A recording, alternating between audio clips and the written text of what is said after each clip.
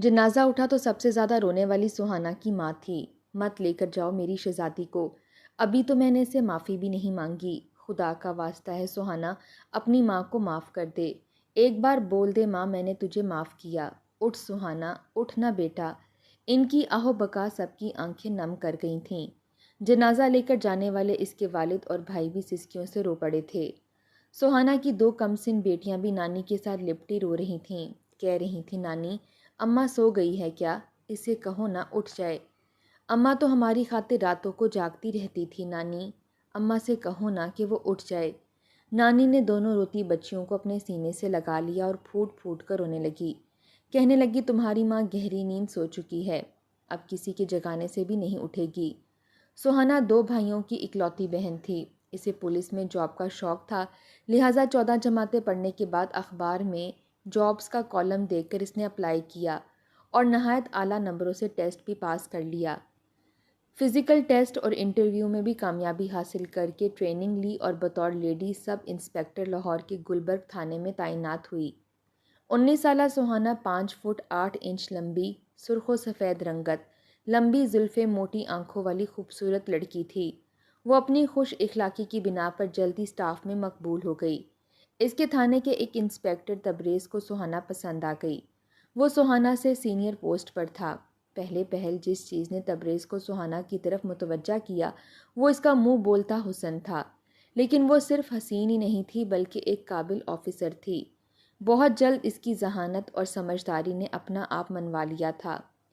एक बार तबरेज़ ने सुहाना को अपने कमरे में बुलाया। वो कमरे में दाखिल हुई तो तबरेज़ ने इसे सामने कुर्सी पर बैठने के लिए कहा। वो कुर्सी पर बैठ गई। तबरेज़ पूछने लगा कि क्या आपकी मंगनी हो चुकी है। बड़ा ही गैर मुतवक्का सा सवाल था। सुहाना कहने लगी नो सर, अभी मेरा शादी का कोई इरादा नहीं है। वो कहने लगा क्यों? सुहाना कहने लगी सर मैं अभी अपने काम पर फोकस करना चाहती हूँ। तबरेज़ कहने लगा अगर आपका रिश्ता पुलिस महकमे से ही आ जाए तो मेरे ख्याल से तब आपको एतराज़ नहीं होना चाहिए। वो कहने लगी सर मैं समझी नहीं। तबरेज़ कहने लगा आप मुझे अच्छी लगती हैं और मैं आपको शादी के बाद पुलिस की नौकरी छोड़ने के लिए भी नहीं कहूँगा। ये सुनकर सुहाना मान गई। तबरेज़ ने सुहाना के घर अपने वालिदैन को भेजा। सुहाना के वालिदैन ने छानबीन करवाई तो सब अच्छे की रिपोर्ट मिली। तबरेज़ दराज कद वजिया इंसान था, फिर दोनों का महकमा भी एक ही था। चुनाचा वालिदैन ने रिश्ता कबूल कर लिया। यूं सुहाना ब्याह कर तबरेज़ के घर चली गई। तबरेज़ ने जौहर टाउन में एक छोटा सा घर किराए पर ले लिया, जहां वो शादी के कुछ दिन बाद शिफ्ट हो गए। चंद दिन तो सब अच्छा रहा। शादी के बाद दोनों ने 15 दिन तक ऑफिस से छुट्टी ले रखी थी, लिहाजा वो घूमने फिरने के लिए इस्लामाबाद और मरी चले गए। वो दिन सुहाना की ज़िंदगी के यादगार दिन थे। एक हफ्ता वहाँ गुजार कर दोनों वापस आए तो सुहाना के लिए बहुत से सरप्राइज़ मुंतज़िर थे। तबरेज़ गाड़ी से उतरा और घर का दरवाज़ा खोलकर सीधा अपने कमरे में जाकर बिस्तर पर गिर गया। सुहाना ने हैरत से इसे देखा, फिर गाड़ी में से सामान उतार कर अंदर लाई, गेट और दरवाजे को लॉक किया और कमरे में गई तो मुस्कुराकर इसे कहा, लगता है अब ड्राइव करके थक गए हैं, इसीलिए बैग भी नहीं निकाले और लेट गए। आप नहाकर फ्रेश हो जाएं, फिर पिज़्ज़ा ऑर्डर करती हूँ। लेकिन वो कहने लगा नहीं, मुझे बाहर की चीज़ें खाने की आदत नहीं है, तुम जाकर अच्छी सी चिकन कढ़ाई बना लो, मैं चेंज कर लेता हूँ। नहाने की तो हिम्मत ही नहीं है मुझ में। तबरेज़ ने इसे हाकमिया अंदाज में ऑर्डर दिया तो सुहाना ने ज़रा झिझकते हुए कहा, जनाब शायद आप भूल रहे हैं कि मैं भी आपके साथ ही सफ़र करके आई हूँ और बेहद थक गई हूँ। आज कुछ बाहर से ऑर्डर कर लेते हैं, कल से मैं अपने हाथों से खाना बनाकर आपको खिलाऊंगी। तबरेज़ कहने लगा तुमने कौन सा गाड़ी को धक्का लगाकर यहाँ तक पहुँचाया है जो थक गई हो। ज़्यादा नखरे न दिखाओ और जो कहा है वो करो। मुझे औरतों का फजूल बक बक करना बिल्कुल पसंद नहीं है। तबरेज़ के बिगड़ कर कहने पर सुहाना ने हैरत से इसे देखा और कहा, मैंने तो बस एक बात की है तबरेज़, आप तो ख्वामख्वाह ही गुस्सा कर रहे हैं। इसे हैरत थी कि तबरेज़ इतनी बेहिसी क्यों दिखा रहा है, मगर ये कहना इसकी सबसे बड़ी गलती थी। तबरेज़ बिस्तर से उठा, दौड़ता हुआ सुहाना के पास आया और इसके बाल मुट्ठी में जकड़कर इसका मुंह चेहरे के करीब लाकर बोला, आज तो मैंने तेरी इतनी बकवास बर्दाश्त कर ली है, आइंदा मेरे सामने ज़बान चलाई ना तो वो हशर करूँगा कि याद रखेगी तू। सुहाना की आंखों में तकलीफ से आंसू आ गए। तबरेज़ ने झटके से इसे पीछे किया और नया बम फोड़ा। جاؤ کھانے کا بندوبست کرو، لیکن پہلے گاڑی کی ڈگی سے میری وائن کی بوتل، برف اور ایک گلاس دیتی جانا۔ سہانا نے پھٹی پھٹی نگاہوں سے اسے دیکھا تو وہ چیخا، ایسے کیا دیکھ رہی ہو؟ میں نے فارسی تو نہیں بولی کہ سمجھ میں نہیں آئی تمہیں؟ کھڑی میرا منہ کیا دیکھ رہی ہو؟ جو کہا ہے کرو۔ سہانا جو ابھی پہلے جھٹکے سے ہی نہیں سنبھلی تھی، وائن کا سن کر جیسے اسے یقین نہیں آ رہا تھا، مرے مرے قدموں سے کچن کی طرف جا کر شوہر کے حکم کے مطابق کام کرنے لگی، اور دل میں سوچا صبح ہی امی ابو کو سب کچھ بتاؤں گی۔ کتنا بڑا دھوکہ کیا ہے تبریز نے ہمارے ساتھ۔ اگر وہ پہلے سے اپنے متعلق بتا دیتے تو میرے والدین کبھی میری شادی ان کے ساتھ نہ کرتے، لیکن یہ بھی اس کی خام خیالی ثابت ہوئی۔ تبریز نے سونے سے پہلے ہی سے اچھی طرح سے سمجھا دیا تھا کہ اس سب کے بارے میں کسی سے کچھ بھی نہ کہے۔ دیکھو سہانا، مجھے یہ بات بالکل پسند نہیں کہ کوئی میرے معاملات میں دخل اندازی کرے، اس لیے عقل مندی اسی میں ہے کہ تم کسی سے کچھ نہ کہو۔ اب میں تمہارا شوہر ہوں اور میرا حکم ماننا تمہارا فرض ہے۔ اگر تم نے اپنی یا میری فیملی میں کسی سے کوئی بات کی تو پھر اچھا نہیں ہوگا، اس نے نشے میں دھت لہجے میں کہا اور سو گیا۔ سہانا ساری رات روتی رہی۔ ایک چھوٹی سی عمر، دوسرا شادی کے نام پر دھوکا، اسے کچھ سمجھ نہیں آ رہی تھی کہ کیا کرے۔ فجر کی اذان سن کر اس نے نماز پڑھی اور دعا کی کہ اللہ تعالیٰ میرے حق میں آسانی فرما، مگر آنے والی زندگی سہانا کے لیے سوائے دکھ اور تکلیف کے کچھ نہ لانے والی تھی۔ شادی کے بعد پہلی پے ملی تو تبریز نے سہانا کا ATM کارڈ اس کے پرس سے نکال لیا۔ سہانا کو اس وقت معلوم ہوا جب کچھ دن بعد وہ آفس سے واپسی پر کچھ لینے کے لیے مال میں رکی۔ کارڈ نکالنے کے لیے بیگ کھولا تو کارڈ غائب تھا۔ وہ پارکنگ میں گاڑی میں بیٹھے تبریز کے پاس گئی اور پریشانی سے بتایا کہ تبریز، لگتا ہے کہ میرا ATM کارڈ کہیں گر گیا ہے۔ تو تبریز نے بڑی اطمینان سے جواب دیا کہ وہ تو میرے پاس ہے۔ آپ کے پاس؟ ہاں، تم کیا کرو گی؟ اسے رکھ کر سارا خرچہ تو میں کرتا ہوں، اس لیے میں نے کارڈ تمہارے بیگ سے نکال لیا ہے۔ اگر کچھ لینا ہو تو مجھے بتا دیا کرو، میں لے آؤں گا۔ چلو اب بیٹھ جاؤ، گاڑی میں چلتے ہیں۔ یہ کہہ کر اس نے بغیر سہانا کی بات سنے گاڑی سٹارٹ کر دی اور سہانا شوق کے عالم میں گاڑی میں بیٹھ گئی۔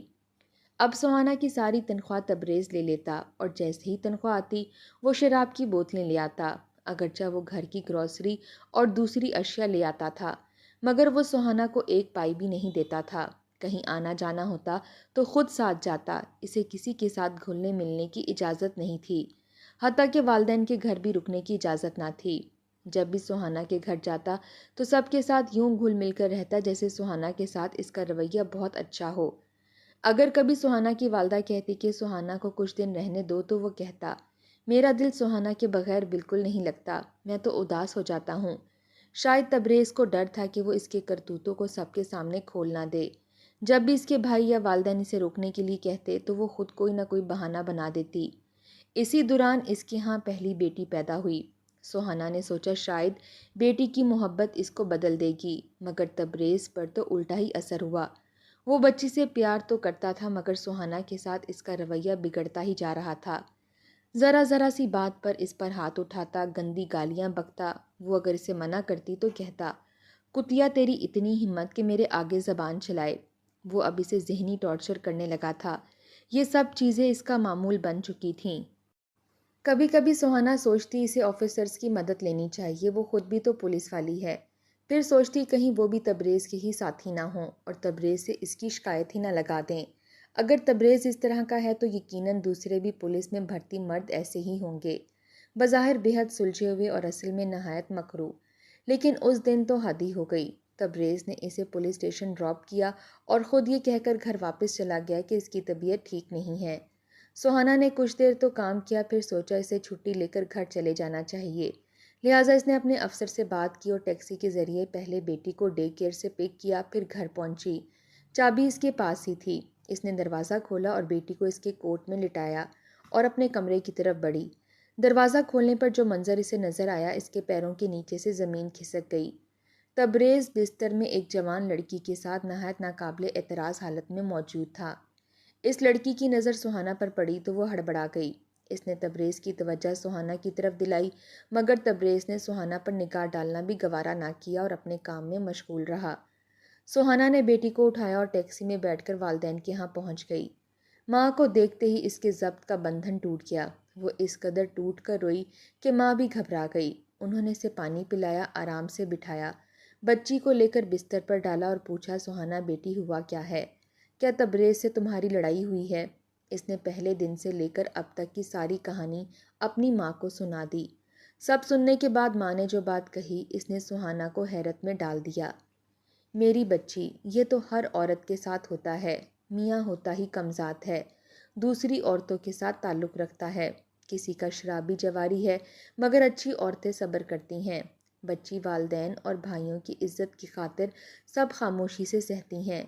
گھر بسانا آسان نہیں ہوتا میری جان، تم ان سب باتوں کا ذکر اپنے بابا اور بھائیوں سے مت کرنا، ورنہ بات بڑھ جائے گی اور تیرا گھر برباد ہو جائے گا۔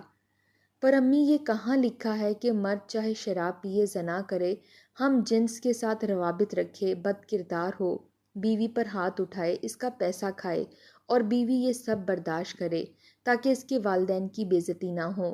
کیا کسی عورت کا بد کردار مرد کے ساتھ اس کے ہر ظلم و زیادتی کے باوجود رہنا ہی صبر ہے؟ اگر وہ اسے نجات حاصل کر کے ایک پرسکون زندگی گزارنا چاہے تو اس بات سے اس کی اور اس کے خاندان کی عزت پر حرف آ جائے گا۔ ایسا ہی ہے میری جان، ہمارا معاشرہ ایسی عورت کو اچھا نہیں سمجھتا جو خلا لے لے، مرد چاہے کتنا ہی بد کردار اور ظالم ہو۔ طلاق کی صورت میں کوئی بھی اسے الزام نہیں دیتا، بلکہ عورت ہی قصوروار ٹھہرتی ہے۔ ہمیں کیا معلوم تھا کہ تبریز ایسے نکلے گا؟ تمہارے بابا اور بھائیوں نے تو بڑی چھان پٹک کے بعد ہی تمہارا ہاتھ اس کے ہاتھ میں دیا تھا۔ محلے دار، آس پڑوس، پولیس اسٹیشن، ہر جگہ پر سب نے اس کی تعریف ہی کی تھی۔ اس سے زیادہ ہم کیا کر سکتے تھے بیٹا؟ بیٹا، جو کچھ تم اب بتا رہی ہو ایک مرد کے بارے میں، یہ سب تو صرف ایک بیوی ہی جان سکتی ہے۔ شاید والدین بھی اپنی اولاد کو اتنا اچھی طرح سے نہیں جانتے جتنا کہ شوہر بیوی ایک دوسرے کو جانتے ہیں۔ تبھی تو میاں بیوی کو ایک دوسرے کا لباس کہا گیا ہے۔ اب کیا ہو سکتا ہے میری بچی؟ صبر کرو اور اپنا اور ہمارا پردہ برقرار رکھو۔ ماں کے سمجھانے پر سہانا سسکنے لگی۔ پر امی، اللہ تعالیٰ نے تو ایسا کچھ نہیں کہا۔ اللہ پاک تو کہتا ہے کہ مرد ہو یا عورت، افضل وہ ہے جو اپنی عزت اور عصمت کی حفاظت کرے، اور طلاق کے لیے ایک شرط یہ بھی ہے کہ مرد یا عورت بد کردار ہوں تو ان سے چھٹکارا پایا جا سکتا ہے۔ پھر معاشرہ یہ کیوں چاہتا ہے کہ جس بیٹی کو والدین شہزادیوں کی طرح پالتے ہیں، اسے غلاموں کی طرح ظلم سہتے سہتے مر جانا چاہیے، مگر اف بھی نہیں کرنی چاہیے؟ امی، میں یہ سب برداشت نہیں کر سکوں گی، مجھے لگتا ہے میرا دل پھٹ جائے گا۔ نہ میری جان، ایسا مت کہو، سب ٹھیک ہو جائے گا، میں دعا کروں گی تمہارے اور تبریز کے حق میں، تبریز کو بھی سمجھاؤں گی۔ ماں نے اسے باہوں میں بھر کر پیار کیا، اسے کھانا کھلا کر سلا دیا اور بچی کو دوسرے کمرے میں لے کر چلی گئی۔ شام میں سہانا کے بھائی اور والد آئے تو وہ اسے دیکھ کر بہت خوش ہوئے۔ سہانا نے ماں کی ہدایت کے مطابق انہیں کچھ بھی نہ بتایا۔ رات کو تبریز اسے لینے آیا تو وہ خاموشی سے اس کے ساتھ چلی گئی۔ تبریز نے گھر پہنچ کر اسے بری طرح سے پیٹنا شروع کر دیا۔ منع کیا تھا نا تجھے کہ کسی سے میرے بارے میں کچھ مت کہنا، پھر تو کیوں اپنی ماں کے پاس گئی اور اسے جھوٹی سچی کہانیاں سنائیں؟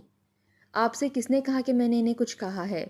فون آیا تھا تیری ماں کا، فون آیا تھا، مجھے سمجھا رہی تھی، منتیں کر رہی تھی کہ آ کر تجھے لے جاؤں، ورنہ میں تجھے کبھی واپس نہ لاتا۔ دیکھ لے، میرے سوا کوئی تیرا ٹھکانہ نہیں، تیرے سگے بھی تجھے رکھنے کو تیار نہیں۔ اس نے صوفے پر گرتے ہوئے حقارت سے کہا تو سہانا کو شدید صدمہ ہوا۔ کیا میں اس قدر بوجھ ہوں کہ میری ماں چند گھنٹوں کے لیے بھی مجھے اپنے پاس نہ رکھ سکی؟ بے قصور ہوتے ہوئے بھی میں مجرم ہوں، اور جو مجرم ہیں وہ معتبر ٹھہرا۔ اس دن کے بعد سے سہانا زندہ لاش بن گئی۔ وہ اپنی ڈیوٹی کے ساتھ ساتھ گھر کی تمام ذمہ داریاں بھی بڑی مشینی انداز میں ادا کرتی۔ تبریز اب کھل کر کھیلنے لگا تھا۔ وہ اس کی موجودگی میں ہی لڑکوں کو بھی لے کر آتا، ان پر تحائف کی بارش کرتا، ان کے ساتھ ہنسی مذاق کرتا، شراب پیتا اور جنسی روابط رکھتا، مگر سہانا ایسے رہتی جیسے اسے کچھ دکھائی دیتا تھا اور نہ سنائی۔ اسی دوران اللہ نے اسے ایک اور بیٹی سے نوازا۔ اس نے ماں کے علاوہ کبھی کسی پر اپنا درد ظاہر نہ ہونے دیا تھا۔